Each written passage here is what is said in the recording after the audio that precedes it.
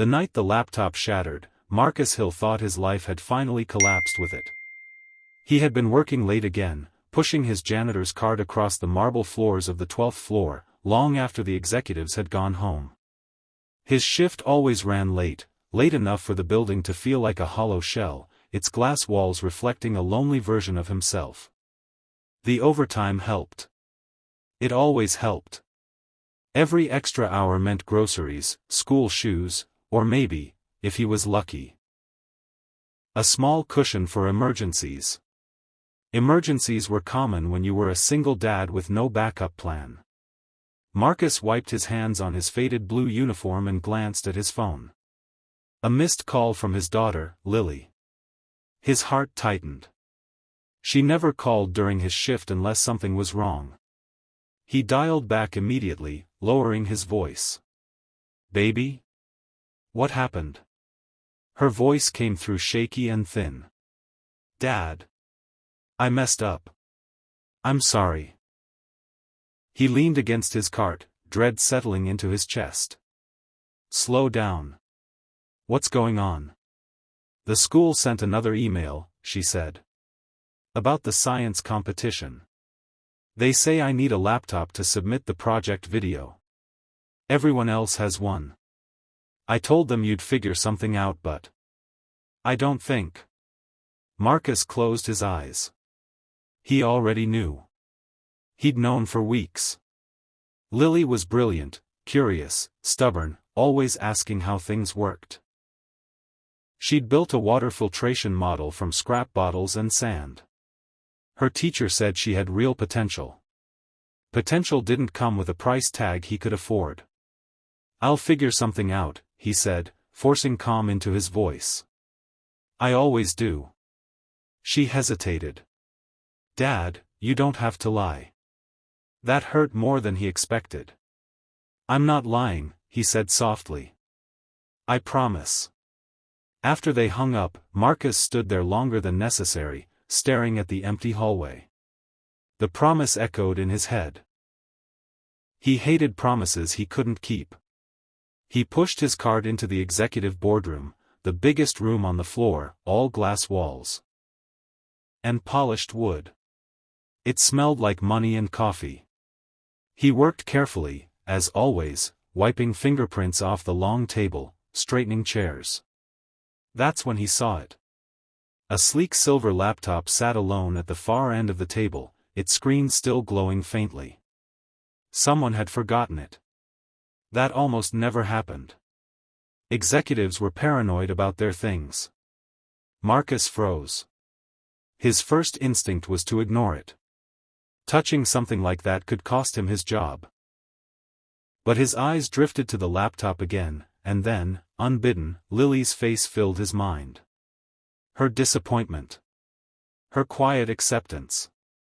He shook his head. "Don't even think about it." He reached for a cloth to wipe the table near the laptop, carefully, deliberately staying away from it. His phone buzzed again in his pocket. Another message from Lily. "I know you're tired. I'm proud of you anyway." His chest tightened. As he wiped, his elbow clipped the edge of the table. The cart jolted. Everything happened too fast. The laptop slid. Marcus lunged, but his foot caught on the wheel of the cart. The laptop hit the floor with a sharp, sickening crack. The sound echoed through the empty room like a gunshot. He stared at it in horror. The screen was shattered, spiderwebbed with cracks. The casing bent slightly at the corner. "Oh no, no, no," he whispered, dropping to his knees. He picked it up with trembling hands, hoping, praying, it was just cosmetic. The screen flickered once and went dark. Marcus sat back on his heels, his heart pounding so hard he felt dizzy. He knew exactly whose laptop this was. Everyone in the building knew. The initials etched into the corner gave it away: CLEO Cassandra L. Ellington. The CEO. The most powerful woman in the company. The woman whose name could end his career with a single email. He was done. Fired at best. Sued at worst. There was no way he could pay for this. His hands shook as he stood up. Running crossed his mind for half a second, but he dismissed it. That wasn't who he was. He'd teach Lily better than that. He carried the broken laptop to the security desk and reported it, his voice barely steady. The guard raised his eyebrows but said nothing, logging the incident. By morning, the entire building buzzed with whispers. Marcus was called into the boardroom before his shift ended. He changed into a clean shirt he kept in his locker, though it did little to hide the weariness in his face. As he walked toward the glass doors, he felt like a man walking into his own sentencing. Inside, the entire board sat around the long table, sharp suits, sharp eyes. At the head sat Cassandra Ellington herself, composed and unreadable. The broken laptop lay on the table between them, like evidence in a trial. Marcus stood by the door, hands clasped tightly. "I'm sorry," he said immediately. "It was an accident. I take full responsibility." One of the board members scoffed quietly. Another whispered something under his breath. Cassandra raised a hand, silencing them. "Mr. Hill, is it?" she asked. "Yes, ma'am." "You're the janitor on night shift?" "Yes." She studied him for a long moment. "You understand the value of what was damaged?" He swallowed. "Yes. I do. And you understand that company policy?" "I know," he interrupted, then quickly lowered his head. "I know I could be terminated. I want you to know I never touch things that don't belong to me. I wasn't careless. He stopped himself. Excuses wouldn't help. Cassandra leaned back slightly. "Then why were you so close to the laptop in the first place?" Marcus hesitated. His instinct was to protect Lily, to keep his struggles private. But something about the stillness of the room made lying impossible. "My daughter called," he said quietly. "She needed me. I wasn't paying attention for a second." Silence settled over the room. One of the board members sighed impatiently. "This is unfortunate, but personal distractions are not the company's problem." Marcus nodded. "I understand." Cassandra's eyes flicked to the broken screen. "Do you know what was on that laptop?" "No, ma'am." She folded her hands. "It contained the final draft of a project I've been working on for years. Something I kept off the company servers deliberately." Several board members shifted in their seats. Marcus's stomach dropped. Years. He'd destroyed years of work. "I'm so sorry," he whispered. "I'll do anything. I can work extra shifts. I can." "Mr. Hill," Cassandra said calmly, "the data itself is encrypted. Even our IT department couldn't access it without the proper keys." He looked up, confused. She continued, "Before we discuss consequences, I'd like to know something. Why didn't you try to hide what happened?" He blinked. "Because it was my fault." "That's not an answer." He swallowed. "Because my daughter is watching everything I do," he said. "Even when she's not there.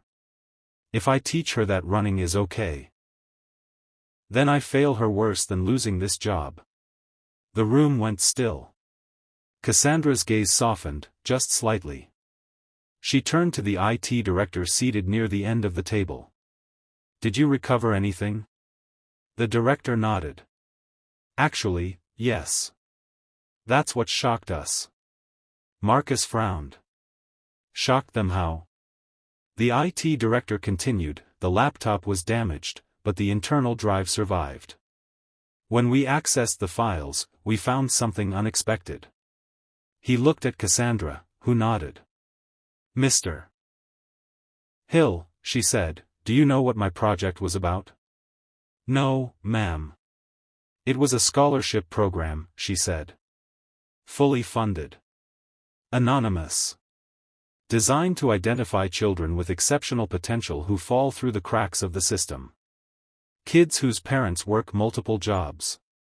Kids who don't have access to resources. Marcus's breath caught. The final piece, she continued, was a prototype evaluation tool. A model that assessed creative problem-solving using everyday materials. His mind raced.